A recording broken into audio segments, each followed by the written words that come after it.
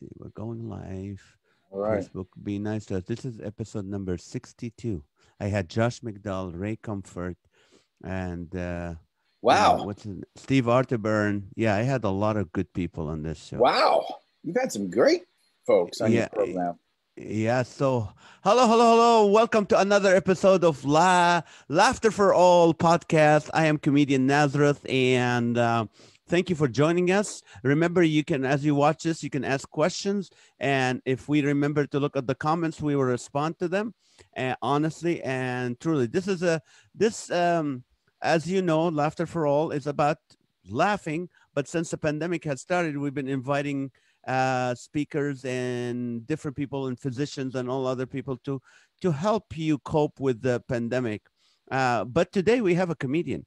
He's a comedian. He's an actor. He's an author, and he's a pastor of a church. So we have a lot to talk about. But he's my good friend. In 1993, he walked into my office 3 years after about a year after I left the clubs and Hollywood and started doing comedy in churches and other Christian venues. And he said, "Hey, can you make money at this?" I said, "Yes, and you can too. I'll help you if you can get me into prisons." And that's when the bank robbery happened, and we both were into a couple hundred prisons with Chuck Colson, and we did Yeah. comedy. Thor Ramsey, welcome to the show. Thank you for being with us, man. It's good to be here. I'm glad to hear that the program, because when you first started talking, you said this is law. And I'm like, what's the program is law? And Because I have two shows. I have a show every night called Live with Naz. And this is a weekly podcast called Laughter for All. So I have to remember. I have to remember which show I'm doing. But speaking of that, it's every weeknight at 8:30 p.m. on Facebook on this page, Comedian Nazar's page. But Thor, you do a program every night. Every weeknight at this is tonight will be show 175. It's an hour every night. And when I started in March, right after the pandemic, I used to do my jokes, and after 5 shows, my comedy was gone. So I turned it around, and the people become the comedians. So I would ask question, "Hey, give me the worst name for a plumbing business," and they come up with like Farrah Fawcett, or the number 1 and the number 2 business. And then I go, "Give me a worse name for a dry cleaner," and they go, "These are just through the comments." I'm live, and they're commenting, and I'm reading their comments. Right. Yeah, that's what I'm saying. You're okay, live, and wow. And you can fill an hour that way. Wow, that's pretty impressive, man. And it started a community of people that, a lot of, some of them are just, lonely. Some of them are going through cancer. Some of them are depressed. And it's their healing of the day. So they look forward. They wait for it to happen. Yeah, so I literally, should I keep this here? I've never used this mic before, but there we go. It looks official anyway. If it doesn't work, you look official. This looks like Star Wars. Star Wars mic. There you go. Yeah. Your joke about I've been married to my wife for 26 years. We've known each other for 2. That killed me. 3 now. 27 now. 27. Wow. Yeah. And also your whole bit about the dogs. I mean, if you have tough skin now, I don't know if you can do that bit anymore, shooting a dog. In today's call, I haven't done it since, how long is this pandemic going? Since last March? Yeah. Have you been performing since March? I just performed live for the first time last weekend. I did the Dry Bar Comedy show. Oh, yes. Yeah. So it was a pandemic taping. So in a bunker, we're all wearing helmets and masks. It just, doesn't really lend itself to. No, but actually they do that in Provo all the time. Yeah, it's not about the pandemic. Provo, everything's in a bunker. But no, they had them spread out. It was probably only about 50 people the first show, but they were a good 50 people. So that was a fun show. And then the second taping was a small crowd. Let's put it that. It was about 12 or 15 people. So, but the magic, I learned the magic of television. I'll share this story with you, because I shared this story with a few of the comics that night, saying one of the greatest lessons I learned about the magic of television, and I say that kind of ironically, but there's a truth to the magic of television is I was still emceeing at the time, and I happened to be working the Cleveland Improv, and Bud Friedman, who used to host Evening at the Improv because he owned the original Improv. And then I think he owned, a bunch of them throughout the country. But this one was owned by a guy in Cleveland. Bud was coming in for the wedding. And when he was in town, he liked to open the show. So he opened the show, saw my set. He said, after my set, he said, let's get you on Evening at the Improv. A month later, I was doing Evening at the Improv. Now, they used to tape Evening at the Improv this way. They would film 2 shows. So it's 5 comedians a show, 2 shows with the same audience. Same audience. Same audience. There's the key. Bad. So we were the first show. So our 5 were the first. They were fresh. They were excited. It was live television taping. It was, for a lot of those people, they were probably tourists, and this was a really cool thing. And so they were a great crowd for us. So I stuck around for the second taping. Well, half the crowd left. Mm-hmm. And they just started taping right away. They didn't wait for anybody else to come in. So they just started taping. And it was 50% of the crowd was gone, literally. And I can't remember this comedian's name, but I'd worked with this guy before. And I could just, as a comedian, well, I would assume we'd all have these feelings, but we all know what it's like to be performing and dying. Yeah. And that sinking feeling you have inside. And I could just feel what he was feeling because I could just see it in his face. This is not going the way I want it to go. And after the show, he was talking to me and he was like, when did you get this show? I'm like, I got it about a month ago. And he's like, I've been lobbying 2 years for this show. And I could just tell it was so depressed.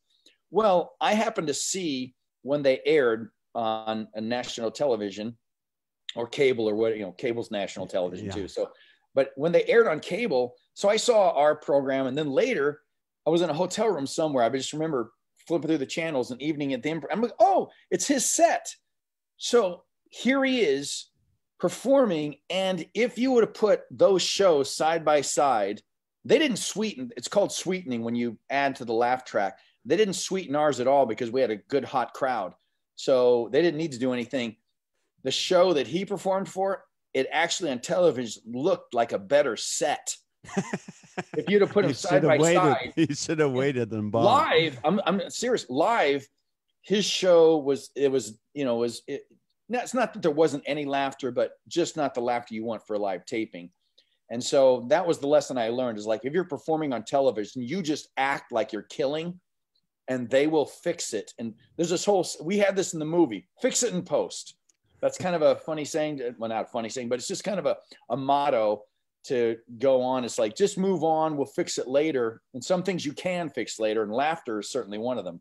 So the message is, if when you guys watch Dry Bar and you see Thor Ramsey, it is sweetened. Here's a question. Yeah, go ahead. Here's the question I wanted to ask you for the longest time. Mm-hmm. Okay, you're a full-time comedian. You're hilarious. You left the clubs, became as a Christian, moved to you were doing great. Your career was doing great. You're busy. You've done, Thou Shalt Laugh. You've done Bananas. You hosted Bananas. You've been doing great. And then all of a sudden you go and become a pastor. I mean, I'm an ordained pastor, but I'm not actually change your career. And you still kept the comedy, but I mean, not as much. Why? Well, some of it's just, it's being a pastor is a calling. And I don't know who said this, but somebody wise, they said, if you're not doing what God's called you to do, you'll hit a ceiling in your life and you won't be able to go beyond that ceiling. And I really felt like, that was part of it, but I started noticing internally. So long story short, I was part of a church plant in Redlands, California. If your listeners don't know what that means, it's a brand new church start. So you're starting a new church. They call it church planting. So I was part of a church plant. I moved actually to Redlands to help plant this church. Was myself, Forrest Short, and his wife, Heather, who's still the pastor of the church there in Redlands called Emmaus Church. They're doing great now. But so this is probably, man, we keep saying it's a decade ago, 10 years ago, but it's probably about closer to 13 years ago. I remember that. Yeah. So I moved to Redlands to plant that church with them. And the first year we met in our home in the evenings on Sundays. So I could still travel on Friday nights and Saturday nights and fly home Sunday mornings and then not miss anything. So I was there all the time. And then when we launched publicly, with doing comedy full time, I wasn't there as often, but he let me, I was one of the main, so it was like 3 couples. We moved there to plant this church. There were 3 couples. So I was one of the primary elders at the time, and he would let me preach every now and then. And I remember after the first time, he goes, "How's that feel?" I'm like, "I'm just burning to do it again." And what I started noticing is that just in terms of the internal drive and fulfillment, preaching was the thing that brought that fire in me. Whereas comedy, not that comedy's not fun and everything, but it just didn't have that drive for me anymore. It just wasn't as fulfilling, to be honest. It was a ceiling. I hit a ceiling with it emotionally. And I really believe that that was the Lord's hand. You're saying that this is really what I want you to do. And there were times, and I've told people before this, I've said this from the pulpit many times, pulpit meaning just a round table that you stand behind, but these days, but I've said that my sweet spot in life is that 45 to 50 minutes of preaching. I'm going, if that's my happy place, that's the place that everything falls away. And that's the place. If I could just continually do that, I'd be really a happy person.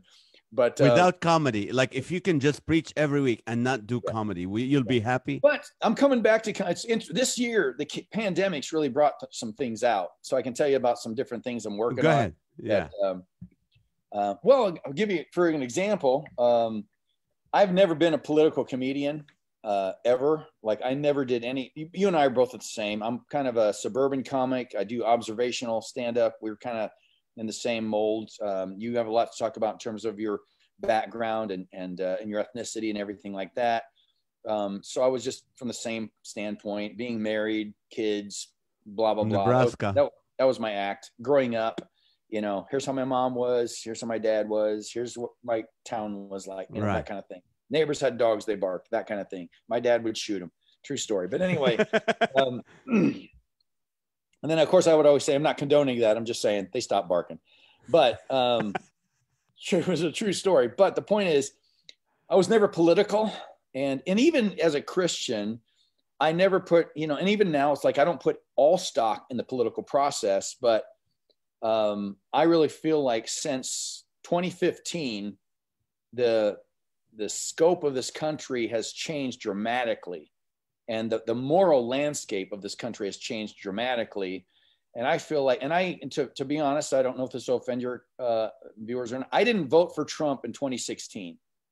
It was my conscience issue. And it was a character thing. And of course, I didn't vote for Hillary. I couldn't vote for Trump. So I didn't vote. But you and a lot of Christians. Yeah, a lot of Christians. Yeah. I will tell you this. After seeing what he did in office, and some of it was just the reaction to who he was. And I feel like all of us that are, evangelical Christians always sensed that underneath the mainstream media, if you pulled the curtain aside, they were all standing on the left, no matter how far left, but they were all on the left. Right. Well, I feel like when Trump came into office, the curtain was removed and we saw they were all on the left and they didn't even care anymore. Like, yeah, we're on the left and we're going to be on the left and we're going to be propagandists for the left. And just just looking some of the stuff that this is just factual stuff. This is just so incredibly outrageous to me that there was literally from the highest offices in the FBI, literally a coup to try to get Trump out of there. I'm going, and the reaction to him made me, put it this way, the left created me now. So just, and how, in terms of authoritarianism, and they're afraid of supposedly the religious right, which, that phrase doesn't even really exist anymore, but they're afraid of religious people and their view of authoritarianism because we believe there's a God who gives his laws, and they're afraid of that authority. The authoritarianism I'm afraid of is authoritarian of humanity, of other human beings. I'm afraid of the left's authoritarianism. So anyway, I'm launching it today is the goal. So I was just working on the final edit, but I'm launching a 5-minute program, 5 or 10 minutes once a week, because that's what I have time called The Protest Show. And Protest Show. Okay. Where can we watch it? And I'm just going to put it out there on social media. And I'm putting it out on YouTube and Facebook and then every other alternative platform, because honestly, to be honest, I'm not sure how long it'll stay up, because before they block it. Something that's even if they're jokes, and I'm literally trying to make it funny, but at the same time, I'm trying to make points. And so I'm doing political humor 5 minutes a week. I've been writing stuff. And Ron McGee, you know, Ron. Yes, of course. So Ron and I, a while back, this is probably about a year before the pandemic, Brad Stein had called me, and Brad and I were talking, and so basically, long story short, Ron McGee and I were basically in conjunction with Brad writing a program that Brad was doing called Brad Stein Has Issues. Yes, I watched that. Yeah. I've had him on the program. So Ron and I were basically I was like the head writer of that program, and then Ron and I I'd format the program, and then Ron's great at just, here's an idea, and Ron is great at he's just Mr. Punchline. He's amazing at really brainstorming, and he's just such a valuable writing partner. And so Brad, Ron and I would work out this program. There were guys in San Diego that have a production company, and they were doing it. Initially, the show, I titled the show with Issues, which I really like. But Brad, had issues. Yeah. Well, Brad had, but it was funny. He will have an issue with you naming this show. Brad Stein Has Issues. Still a funny concept.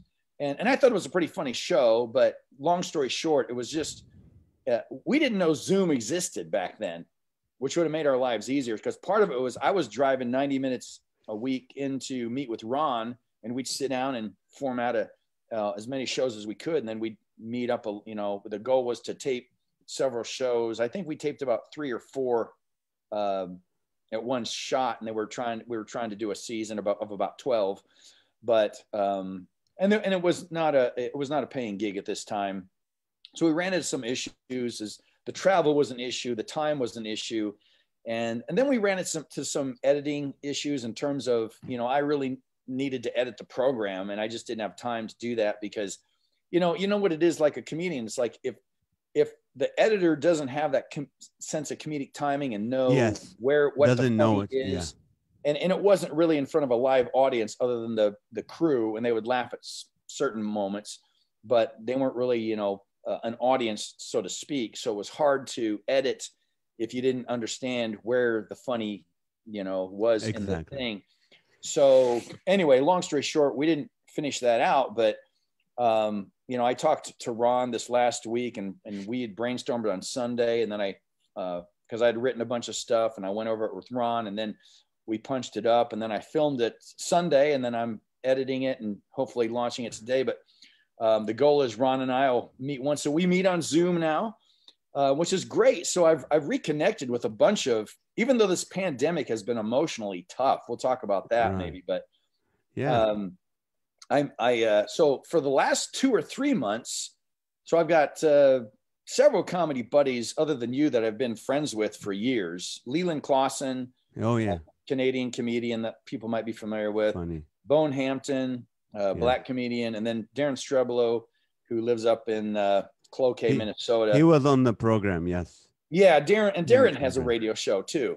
Yes. And, well, it's not a radio, but he has a radio show that he does. I don't know if it's a podcast, but he does a radio show. But I've been friends with those guys for years, and Leland and I have stayed in the most contact. But again, when you're not doing comedy full time, and your career takes a different trajectory like mine did in terms of, ministry, and pastors are different than comedians. It's really odd, because I thought, because with comedians, and you've probably sensed this, like, so there's something about being a club comic where you'll fly to a city, you work with 2 other comics for the week. Generally you stay in the same, they call it a condo, which is just an apartment that's has 3 bedrooms basically. So you share living quarters with these other comedians, and then you eat together all the time and go out to eat, and you end up, getting to know each other. You're vacationing with each other for a week, basically. But you understand the trenches of comedy too. It's kind of like until you do stand-up comedy in front of a live, hungry crowd, either hungry for laughter or hungry for your blood, one of the two, only comics really understand that particular war, let's say it that way. So you kind of develop this band of brothers and sisters. So you can work with a comic for a week or two, and then you don't see him for 5 or 10 years, and you run into him, you kind of pick up where you left off. Exactly. And you just have this kind of bond.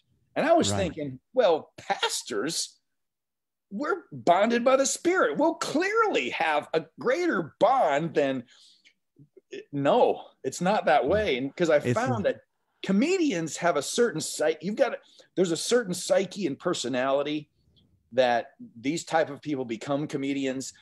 But because humanity is so varied, pastors are really varied in terms of their personalities. It's like, okay, we're all preaching the same word, yes, but man, pastors, they can be really different, and sometimes they can, it's like it becomes territorial sometimes. But I've finally found in the last 2 years or 3 years, I found a group of guys in the area, and we get together, other pastors, we get together once a month, and it's just, and you really feel this sense of camaraderie.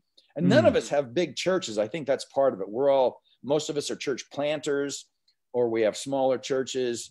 And so there's more of a sense of camaraderie, because I would say church planters come closer to the mentality of comedians than. I'm sorry to interrupt you, sir, but could this be comedians come from an insecurity place, where pastors, especially when they have bigger churches, they come from an ego play? Like there is a. Well, I don't see. I've never really bought into the fact that all comedians are working from a place of insecurity.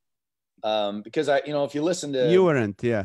Well, Mel Brooks, I always thought this was interesting. Mel Brooks used to, I don't know where I heard him say this, but I heard him interviewed once, or I read this in an interview. He said that, man, he felt so loved growing up. Like his parents just showered him with love. Mm-hmm. And so he was, secure. But he said the only place he could really replicate that love was on stage.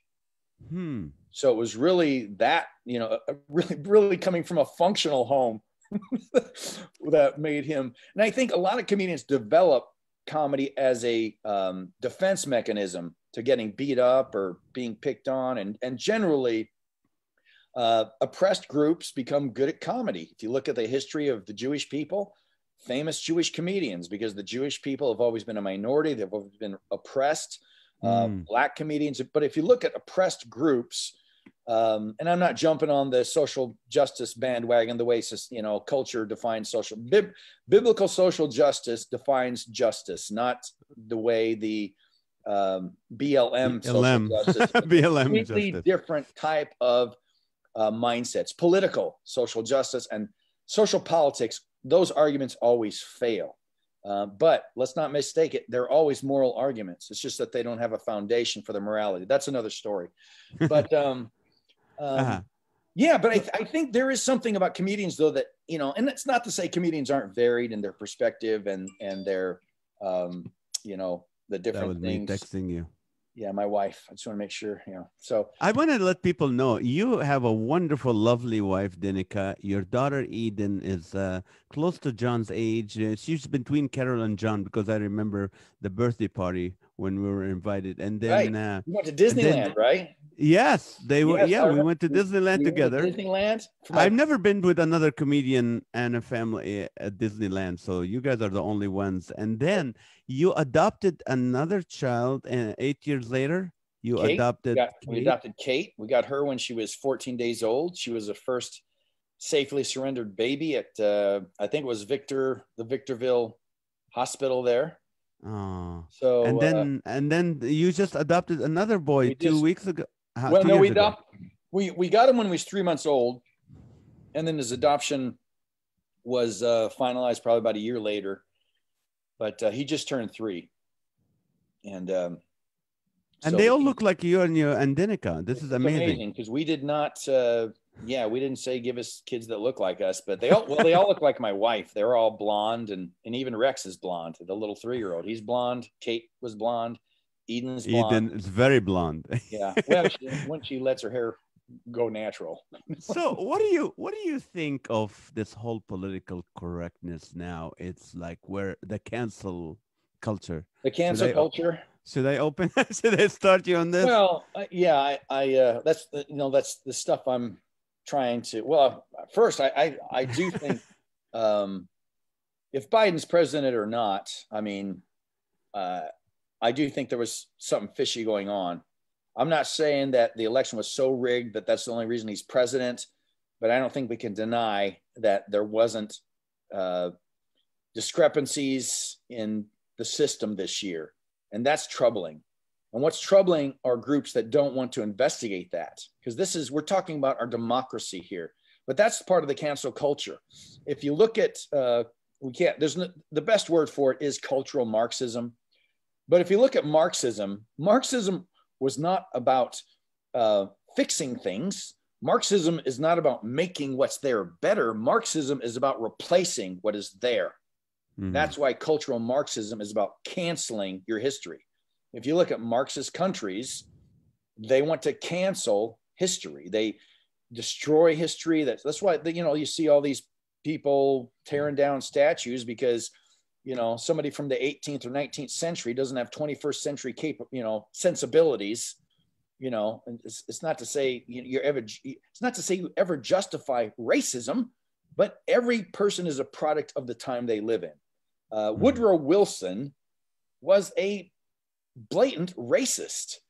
Did he do anything good in office? Again, you can't dismiss and he's a Democrat, so I doubt it. But the point is, you can't dismiss his entire career. It's almost like dismissing someone. It's a caricature. This is why it's like Nazis now, for good reasons, have become a caricature though of who they really are. And it's like, and I think that's damaging because it does create an us and them that's unrealistic.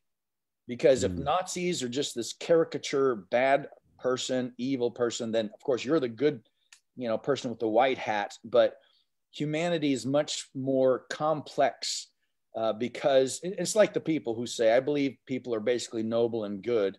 It's always basically. No one says people are perfectly noble and good, because why? Right. There's too much evidence. People are not basically noble and good. They are at heart completely self-centered and selfish. What Christians would say, we're sinful by nature. And to think otherwise is a naive view of humanity, but it's to latch on to all these false narratives. And cultural Marxism is the greatest one today. And I feel like that's really our greatest struggle right now in this country, because the institutions of this country, and this is nothing new, people know this, higher education, I would say public schools. This is why I homeschool, but I'm not saying you can't put your kids in public school. I just say you really got to be an aware, on-hands parent if your kids are in public school. Yeah. But our public institutions, especially, now I'm not as much in high school, but I think it's pushing there, but especially higher education, universities, colleges, they are pushing a particular worldview. It's not about critical thinking. I mean, you always hear people saying, I'm just thinking for myself. No, someone told you to think for yourself. And when they told you that, you know what they were doing? They were telling you how to think. So no one literally thinks for themselves. We're all being influenced by someone. The question is, are the things influencing us true or false? Are they truth or falsehood? So does it matter? Yeah, but No. in political institutions and everything else, it's like sometimes it's about power, sometimes it's about worldview though. And I think, go ahead. Yeah, no, I'm just saying, being Middle Eastern, like, you know what, when we voted, there was only one dot, like, so you can't really mess up the vote because it's only one dot and one person you pick one, they're going to be there. In the Middle East? They're going to be there for 30 years or 40 years unless America gets involved, and then we'll have a new one. But let me switch on you. Where do you think the evangelical Christian that were, during the time of Trump? Well, I'm not assuming that Trump going to lose, but what I'm saying, okay, here the evangelical Christians developed this reputation of being, the Republican, the Trump followers, and even the left started associating them with. And by the way, this is our first political show. We've never talked politics before, but this is, when you have a comedian like Thor who's intellectual, you have to go there. So, what do you say? What should the evangelical Christians do now to, if we got a new president or a new, where should they go? I think, well, number one, we have to, you always realize that God is sovereign. So there's nothing to worry about in that sense. We don't panic. But at the same time, saying God is sovereign doesn't mean we're passive. And I think that's the big misconception people have a lot of times when you talk about the sovereignty of God in salvation. Or, if you talk about the sovereignty of God in salvation, people are like, well, why should we even share the gospel? It's the same thing in real life. It's like, well, if God is sovereign, he's sovereign over all things. If he's not God. If he's not sovereign over something, he's not God. That's right. By definition is what makes him God. He's sovereign. But the good news for us, he's also gentle and humble at heart. That's how Jesus defines himself. If in Matthew 11:28 through 32, it's only one place in all four gospels where Jesus says, this is who I am. And he defines his heart by saying it's gentle. He's gentle and humble. So that's good news, to have a sovereign God who's gentle and humble. But the first thing is, we don't panic because God's in control, but we don't become passive. And I think this is where Christians have been way too passive. I think we have to be bolder now, in a loving way. With the cancel culture, when someone calls you a bigot or a racist, you just kindly say, that's actually false.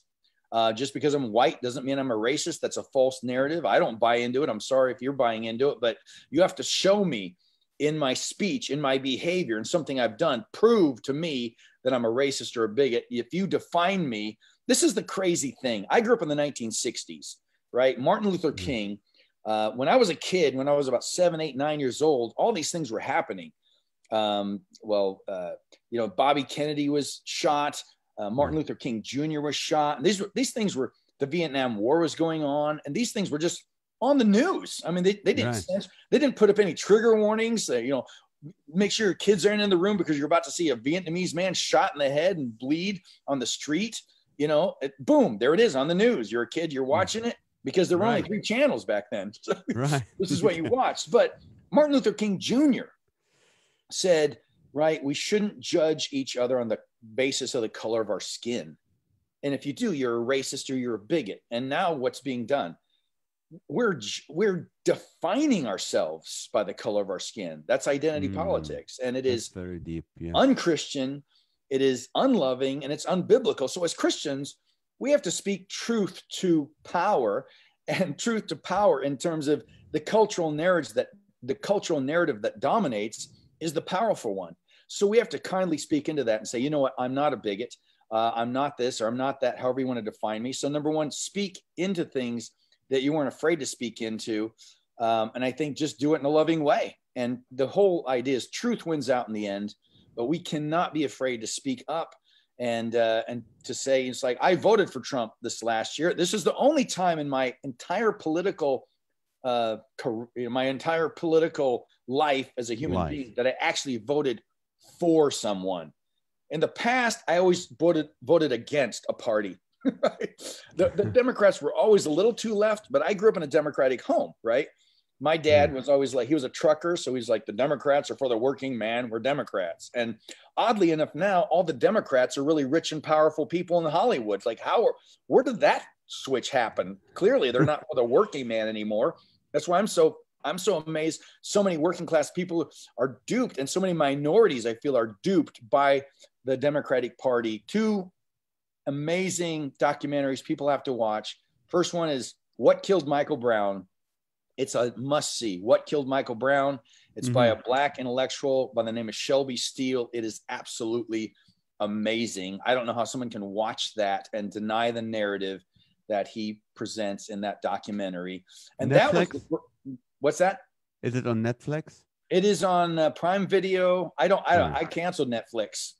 Speaking of cancel culture, I canceled Netflix. Okay. I canceled Netflix because of the whole Cuties. I think it was Cuties. Oh yeah, the French movie. Yeah, that's horrible. Yeah, so I'm like, I'm done with you guys. That was it. I mean, it's like there's a point too. I mean, I normally don't believe in boycotting. I don't believe boycotting works, but I believe it works when huge numbers do it. And I think it can be proven that Netflix felt a financial hit with people canceling Netflix because of that particular movie. So now we'll see what happens with them. They're supposed to be making the Chronicles of Narnia. So if that's the case, maybe I'll come back and watch them. But Right now, it makes you feel good, respect yourself that, hey, I don't believe in this. I'm going to do something about it. This is something you learn from Americans. Like, if I don't like something, I'm going to say something about it. I'm going to do something about it. And you're right. This whole thing as us being Christians are like, sometimes we're very passive. We just don't want to, well, have you read the Miles McPherson book, The Third Place, which is a very interesting book I about, haven't.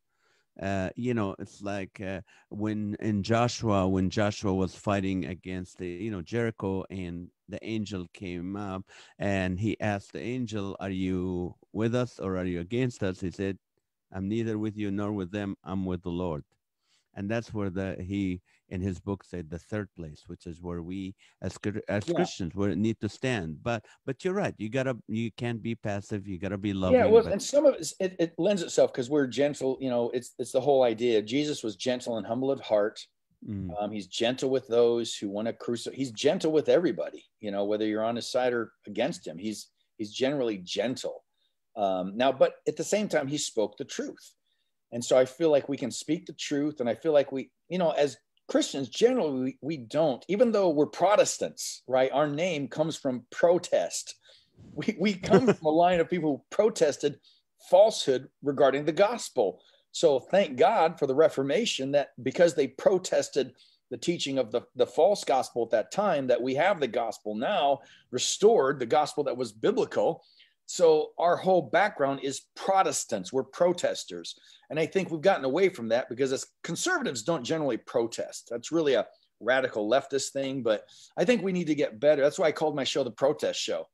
Because I'm like, yeah, Biden might be your president. He's not my president. I mean, right now, I don't even know if he's a legitimate president, to be honest. But, I'm not going to deny that he's president. But what I will do is protest his policies, protest his way of thinking, really protesting a false worldview.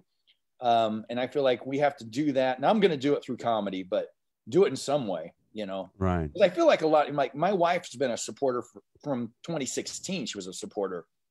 So I kind of finally came around, but she's watching people I'd never even heard of. And she's watching these people. And I noticed that a lot of the people like have all these podcasts and different programs and stuff, but none of them were really intentionally funny.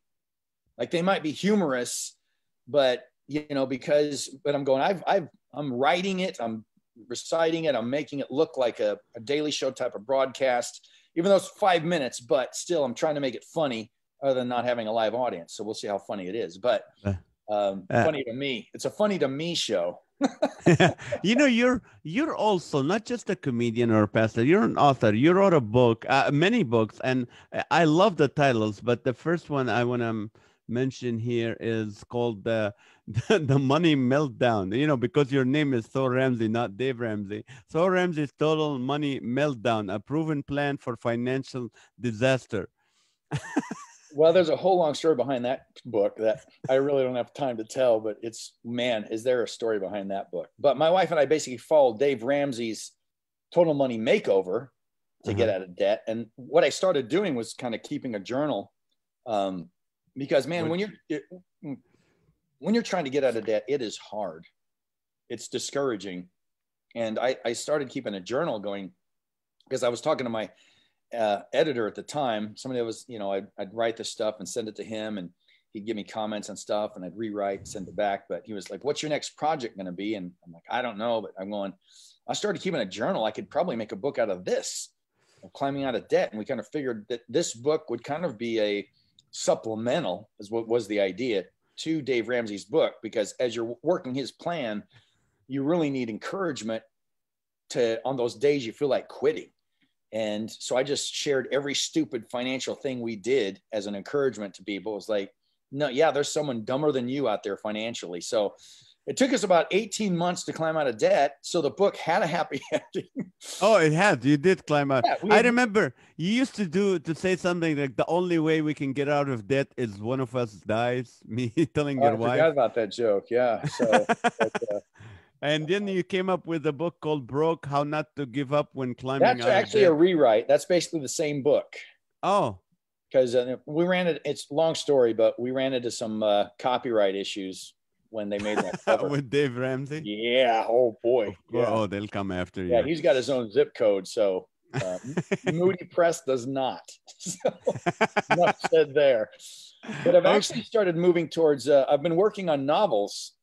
So, yeah, so fiction, right? Yeah, fiction. And I've really found that is because what I ended up doing, I was working with an editor who encouraged me to write. He goes, if you're doing a subject like I was working on a book on atheists, and he encouraged me to go out and experience things. So I went to I had a friend who was, he called himself an agnostic Christian.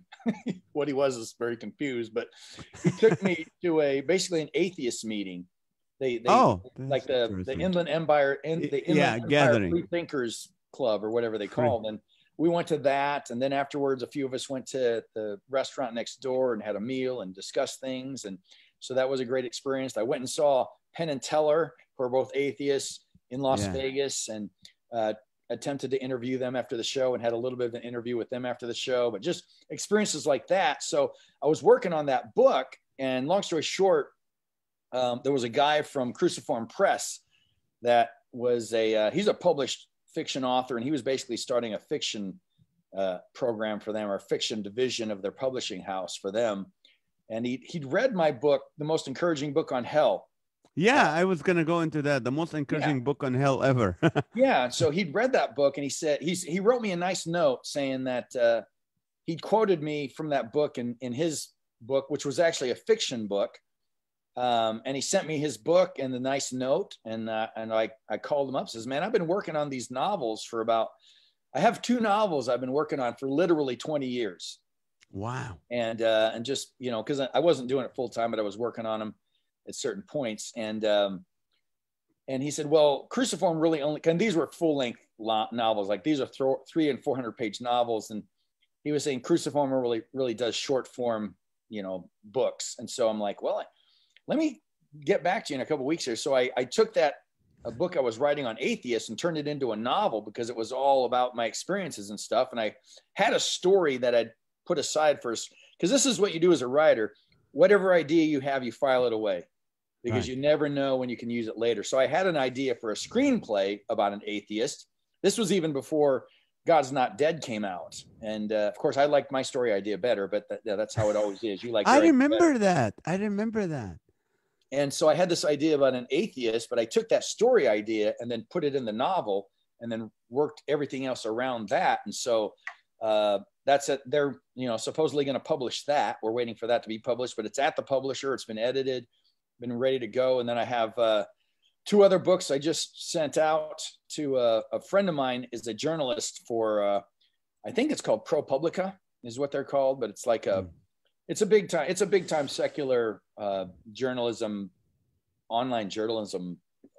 I don't know if you call it a paper, magazine, whatever it is, but he's been working for them for years, and he lives in New York City. So he's really connected to people, and he just had a book published. I think it's coming out in June, I think, a nonfiction book on the health industry, because that's what he primarily focuses on, his reporting. But he's like, let me send it over to my editor over there at, Penguin Random House, and we'll see. Oh, she likes it. So anyway, so it's a start. We'll see. It's probably going to be too religious for him, but anyway, so that's really my passion right now, is the novels. That's where I feel like I can write, because I made the main character, the narrator's a comedian, because that's my background. So I made him a comedian, and so I basically can insert funny stuff in there with actually trying to say something. And so that actually becomes a much more rewarding way of combining kind of, preaching and comedy. Because in my preaching, I don't try to be funny, to be honest, in my preaching. You don't just because, but it comes out, right? They laugh, right? If it comes out, it's just natural in the moment, because like sometimes pastors are asking, like, how can I be more funny? And I'm like, well, you're not going to, my view of preaching is you're not going to hold people's interest if you're trying to be funny. Like the worst thing to experience is someone who's trying to be funny. It's generally not. So it's like, if that's not who you are, don't try that. I mean, you're talking about a man who rose from the dead. If you can't make that interesting, quit. That's pretty much it. Because you're talking about the most interesting things in the world, the deepest truths of human reality. You can make those interesting if you don't try to be shallow. The problem is trying to be Exactly. shallow. You just got to say what it is and not worry about, you know, who's going to be offended by this, who's not going to be offended by this. It just gets too overpowering to, you know, overwhelming to worry about everyone you're going to offend, you know. So, You know, this is funny because I think after tomorrow, I've been doing a webinar for pastors, and I've offered it for free for them and their staff. It's called "How to Add Humor." Say it funny, how to add humor into your right, sermon. right. But there are certain dynamics, like Well, in 2 weeks. some pastors are funny. They just need they need the structure of funny, you know. Right. Yeah. Right. And that's what I talk about, and how to think funny and how to find out what makes people laugh and all that. But you know what? Also, you're an actor and you have a movie that you did a few years ago and it's coming out now. Tell me about it. So this is I love this story. Oh man, a decade ago, I wrote a screenplay called Youth Group. And I was like, you know, I just want to get this made. I'm looking. So I started looking I just was looking for somebody who had an eye for filmmaking, thinking I would just basically, literally, let's just get a bunch of people and make this movie. Let's just do it that way. So I came across this guy on the web, Christopher Sean Shaw. I know him. We were Facebook friends somehow, but he put up these really, you know, they're silly little videos of his goldfish. He made a series of he made a series out of his goldfish. So I thought that was funny in itself. So I basically, you know, contacted him through Facebook, and he said, hey, we're just starting the 168 Film Festival this week. You want to join the team? I'm like, I'm looking to remember filmmakers. Sure, let's jump in. So I jumped into that, and I was really just on board to help write it and everything like that. But as we brainstormed and everything, and I came up with this idea, and then they were like, well, why don't you play the character? So I'm like, okay. So we did this short film called Skip Listening, which I think people can find online if they search for Skip Listening, Skip SKIP Listening, short film Skip Listening. They should be able to find it online somewhere and watch this 10-minute film. So we did that, and we actually, you know, got tons of, we placed second behind the best picture that year at the 168 Film Festival. And for a comedy to do that, it was a comedy. And so Christopher and I started this long-term relationship in terms of filmmaking, and we've probably made, I don't know how, we've made a bunch of short 10-minute films. But so I told him, it's like, hey, I've got this screenplay. Why don't we do this? Because I'm trying to think of their names now. Corey, you probably know him. He's a Corey Edwards. Corey Edwards, yeah, Corey Edwards, yes. And his brother Todd. Is it Todd? I don't remember his brother's name. I think it's Todd. But Corey and Todd Edwards had made an independent film years ago called Chillicothe. And yeah, we all agreed it was a bad name. But the point is, it got into Sundance, and Corey was sharing with me how they, because I did a gig with Corey one night at a church in, I think the Bayside Church in the Bay Area, but Bayside Church up in Sacramento, I think it is. But, Sacramento, yeah, Bayside. Yeah, Corey and I did a gig there one night, and so on the ride over, we were talking, and he was sharing with me how they got that movie funded, and so I'm like, that's brilliant. So basically, I told Christopher, let's make, because what they did is they made a trailer for a film that didn't exist yet, so they just shot the trailer, and then they had a big apparently they were connected to big rich people. So they had a trailer, doctors and lawyers, and showed them the trailer and raised half the money to make the film that night, basically. So Christopher and I didn't know that many doctors and lawyers. So what we basically did is, but we knew enough filmmakers. So we had people just commit for the day, and we shot a 2-minute trailer. So we just shot, basically, we picked different segments through, is oddly enough, we used the same church that we ended up shooting the movie at.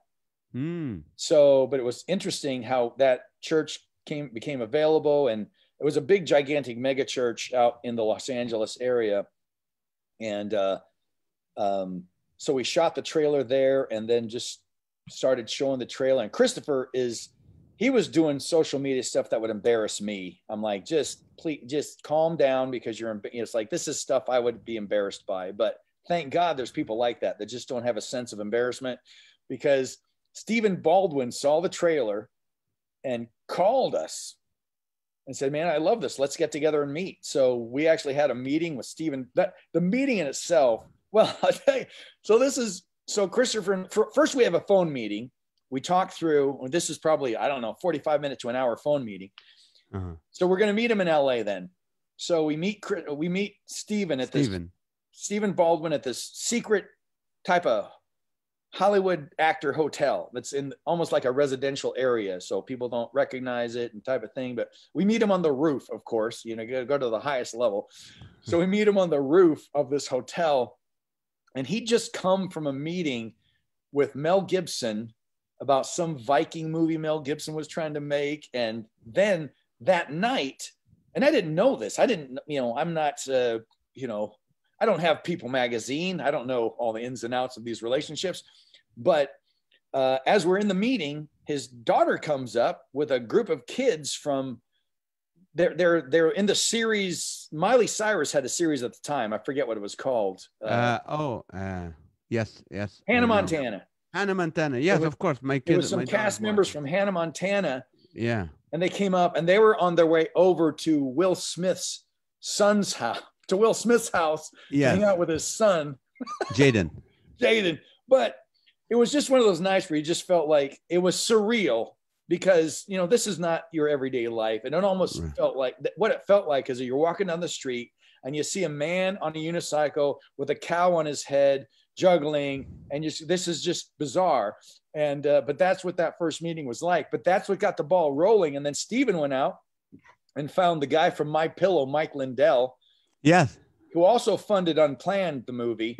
And he basically funded our movie that was originally titled Youth Group. But it is now, it's being retitled, but it's supposed to come out in March this year, but it's themed around Good Friday. And so it's about a big, gigantic mega church on Good Friday. And so I'm excited again that it's actually going to. Are you still acting in it, right? You're still the main. I ended up, I played the lead character in it. And that's probably why it took 4 years to get released. Because generally in movie making, here's how it goes. You get the money and then you go try to get a distribution deal. And then the distribution people tell you, okay, before you make this, here's who needs to be in it, because this is how we can sell it. Right. And if they go, we want to put Thor Ramsey as the lead. They're going like, who is he? We've never heard of him. No one knows. He's not a draw. No. Kirk Cameron, we know. Thor Ramsey, we don't. Kevin Sorbo, we know. Thor Ramsey, so it's like, no. Right. And so it took us 4 years to finally get it released, but it should be out in March at some point. I don't have all the details yet, but right now it looks like March. So that's exciting. When do you have time for Danica, your wife? It sounds much more busier than it is, but look, you can see, I'm in my garage. So since the pandemic, I moved into the garage. So there's a green screen right over there. That's church. Everything. Are you still doing church online, right? We are, because we're a church plant. We were meeting in a school, so we lost our facility.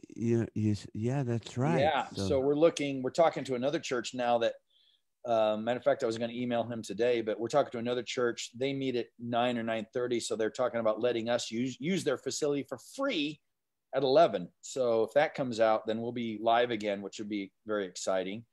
And then, so the last thing I'll tell you about is, so Leland, Bone, Darren and I have been meeting for about the last 3 or 4 months.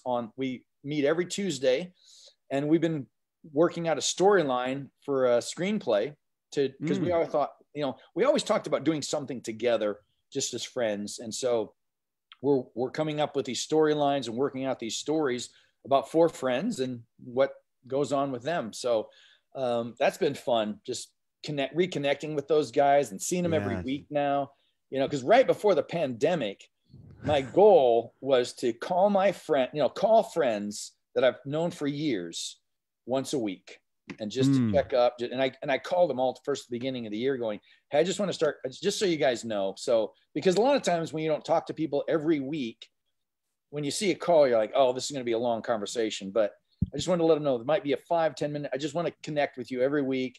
And but once the pandemic hit, I actually was more busy because now I had to become a production company to make church happen. It's that whole thing. We all became televangelists at that point.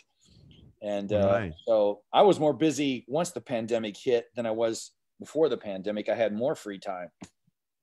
So how much time you spend with your wife? Yeah. Well, here's the thing. I'm in the garage right now. All I got to do is walk inside and boom, we're spending time together. Boom, you're home. So what is like having a new baby, a 2-year-old right now with all this? Well, he's a boy and we have 2 girls. So yeah, there's 8 years in between all our kids. Again, though, because we're good planners. But maybe because you thought they're not gonna finish college in 4 years. Is that why? Well, we didn't. So with Rex, Rex was almost like the accidental pregnancy in one sense, even though he's adopted. So what happened was we were talking about this is right before, if people don't know this, then the foster care system in the state changed. Because before you could go through the county to get a baby, and now they were making everyone go through agencies. Because we'd just gone through this to the foster care system with Kate, and that was a great experience, great story there. We don't have time for today, but so they called us and said, "Do you guys want to renew your license? Because if you renew it, you can still go for the county, but if you don't, then if you renew it again, you'll have to go through an agency." So we said, "Well, let's just renew it." We were talking about maybe we'll look to get a child in between Kate and Eden. So, someone in between their ages. I think she was it was between 18 and, about 10 at the time. Yeah. So somebody maybe 14 like that. And so we renewed our license, and somebody from church said, "Look, in our churches, we're big advocates of orphan care, of foster care and orphan care. And we've just made that part of the values that we have as a church. It's a biblical value, but again, every church can't do everything. So we really emphasize that. And we've had a couple other couples then who have fostered, and another couple looking to foster to adopt. So it becomes, once somebody's doing it and it becomes part of a church culture. And I saw this happen in Redlands at that church. We were a small church of like 60 or 70 people. And literally we had about 20 kids in the congregation that were from foster homes or being adopted. So we had a huge group of people that just jumped on board and really made a difference in their lives, in some kid's life. And so we had somebody from church say, I know you guys are passionate about this. I have somebody at school who has an aunt who has their niece's baby, and she can't take care of it right now because of her arm, and she's having surgery. So he was 3 months old, and we took him in thinking it was temporary. Because we were doing, meetings with his mom, and she was working the program and everything. And we really liked the mom, actually. It wasn't that we didn't like her, of course, but she was a heroin addict, but you would have never known that meeting her. I mean, I don't know it's kind of like what false images we have sometimes, but you meet her, it's like her teeth weren't missing. She was, she didn't look like she lived on the street type of thing, but she's following the program. Long story short, heroin is really hard to get off of. Yes. Most heroin addicts relapse about 18 times, but we thought she was doing well, and then she just fell off the face of the earth. And long story short, we ended up, keeping him because we had him. So we thought it was just short term, and that's not really our MO. We generally foster to adopt. So it's hard to take a kid because it's a different mentality. When you have a kid, and you only know you're going to have him short term, but we never really thought of him that way. We always just loved him as if he were our own, thinking one day we might have to give him back to the mother, but we're doing our part in his life right now. But it's just been a great blessing, though he's a boy, so it's really different because he is on 24/7. He never stops. So if you're watching him, you can't turn your head because he's going to break something or eat something or wrestle something or tie something or tie himself. Something's going to happen. So, man. You know what? I really appreciate your time. It's almost been an hour. We have a few minutes. How can you encourage people who are listening in a time where there's a pandemic, there might be a change in government, they might be a shutdown, they might be as a pastor now? Well, I How do would, you yeah, this is what encouraged me, has been encouraging me. So I generally just preach sermons that I wish I would have heard when I was a Christian. That's generally That's how a I handle great ministry. idea. That's a great I idea. wish somebody would have told me this, but there's a great book. And if people are readers, I would highly encourage them to get this book. And even if they're not readers, because it's an easy read, it's not written at a highfalutin theological level. It's just a great down-to-earth book called Gentle and Lowly. It's by Dane Ortland, Gentle and Lowly. And the entire book is really unpacking Jesus in Matthew 11 that I quoted before, where Jesus says, "Come to me, all who are weary and heavy laden, and are heavy laden, and I will give you rest." For I'm gentle and humble at heart. And it's really unpacking this idea that Jesus's heart towards you is love. It's gentle and lowly. Because I think a lot of us, and I know I've struggled with this my entire Christian life, have this sense that God is secretly displeased with us because we failed yet again. So he's clearly, even though he loves us, he's a little disappointed in us. And this book will completely dispel that. And I think in these times of the pandemic, cabin fever is a true thing. Stir crazy is a true thing. There's symptoms, and one of them is mild depression. There's other symptoms. If you're feeling irritable and impatient, that's another symptom. But this book will really help you combat some of those things, because it is really shining the biblical view of God's heart towards you on your mind and heart, so that it changes how you feel about how you think God feels about you. So I would encourage them, grab that book by Dane Ortland, Gentle and Lowly. Wonderful. When you mentioned two movies on Prime, you only mentioned What Killed Michael Brown. What was the other movie? Oh, the other is called Uncle Tom. Uncle Tom. Oh yeah, I've heard of that. Yeah, really good. Yes. Wonderful. Well, all right. So your movie is gonna come out in March. Yep. And how can people get a hold of you? You can go to thorramsey.com. THORRAMSEY.com. Or if you go to centerchurch.life, that's our church website. So CENTER church.life. That's our church website, but there's contact information either, you can email me from either of those locations, I believe. I have to check. I haven't checked my website in so long, but I'm about to change it. It's under construction. Yeah. By the way, I'm about to change it, but if you can't email me directly from my, because it might be the agent that you go to, but if you can't, but he'll forward it either way. Tim always forwards things. So, right. But either way, yeah. Perfect. Thank you so much. Send my love to Danica and the Cares. I think we need to get together soon. Yeah, man. Great talking to you. Thanks for having me. Appreciate you. God bless you. Thank you so much, sir. Bye-bye. Bye-bye. Alrighty. And guys, if you are watching, remember every weeknight at 8:30 p.m. on Facebook under Comedian Nazareth, you get to enjoy an hour where you can become the comedian and you get encouraged, because we'll ask you for prayer requests and we'll encourage you at the end of it. So love you guys and have a great week. I'll see you tonight if you join us. God bless.